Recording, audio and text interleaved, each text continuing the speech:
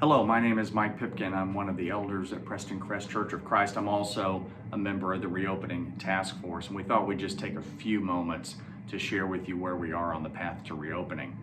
It seems longer ago, but it's really just been a little more than a month that we shared to you our path to reopening the campus to worship services in phases, with phase one being our 2 worship services, followed very closely by phase 2, where a handful of our adult Bible class connections began to meet. In the meantime, the elders have continued to pray for healing and protection, as well as for God's wisdom as we consider the current conditions and possible next steps, keeping in mind Jesus's fundamental commandment to us all from Matthew chapter 22, that we love God with all that we have and that we love our neighbors as ourselves.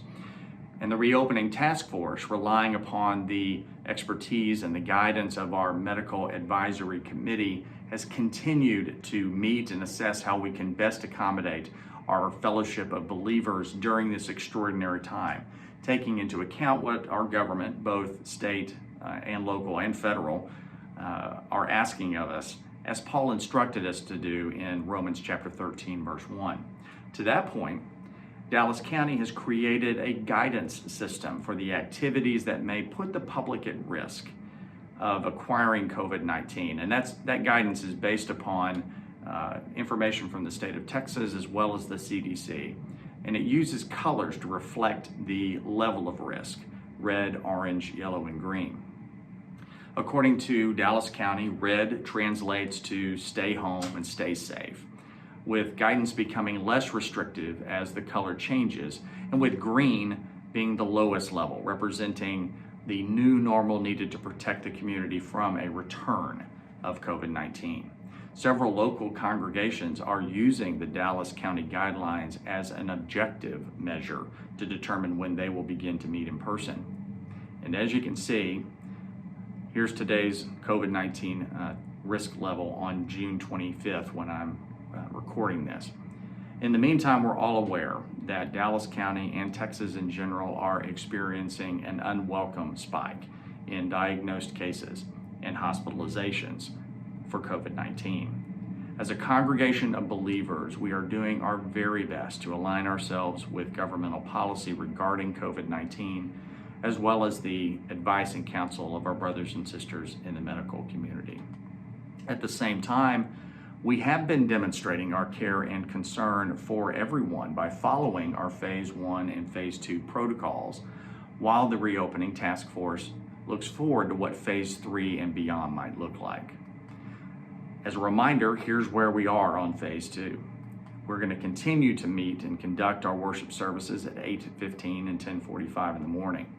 Some local congregations have decided to stop meeting in person after opening up for a brief time. So we're thankful that we can continue to meet together. Seating will be limited to approximately 225 people to comply with social distancing guidelines, but we're no longer requiring people to let us know that you're coming, so all are welcome. At-risk members are strongly encouraged to stay home and stay safe, watching the online service and the online Bible class that will continue to be streamed online on the Prestoncrest website and then posted on Prestoncrest's YouTube channel. Face coverings continue to be mandatory for all attendees while on the Prestoncrest campus over the age of 2. The elders and the Reopening Task Force are listening to all who have commented on and may disagree with this requirement. But please know that this necessity is done out of love. As Paul said in Philippians chapter 2, verse 4, each of you should look not only to your own interests, but also to the interests of others. As mentioned before, under phase 2, some adult classes have begun to meet in person. I refer you to Prestoncrest's website for more information about where those classes are meeting. And of course, we're going to continue to stream our services, provide Zoom video conferences of classes, do the things that we're continuing to do to make sure that people can worship both in person and online.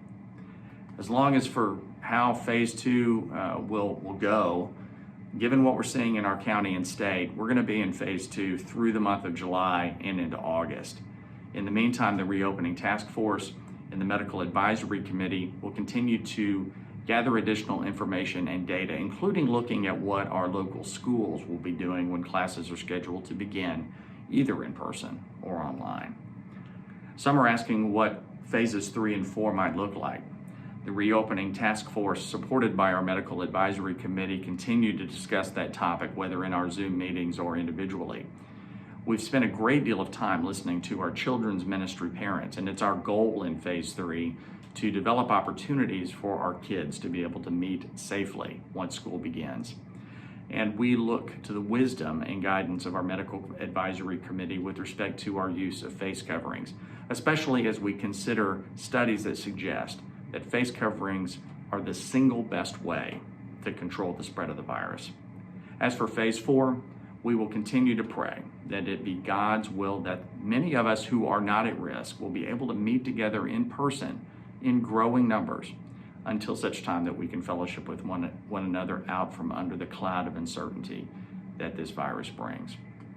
Please continue to be in prayer with us, that God will bless us with his wisdom and his guidance and his protection. We look forward to meeting again together in person or virtually, worshiping in spirit and in truth.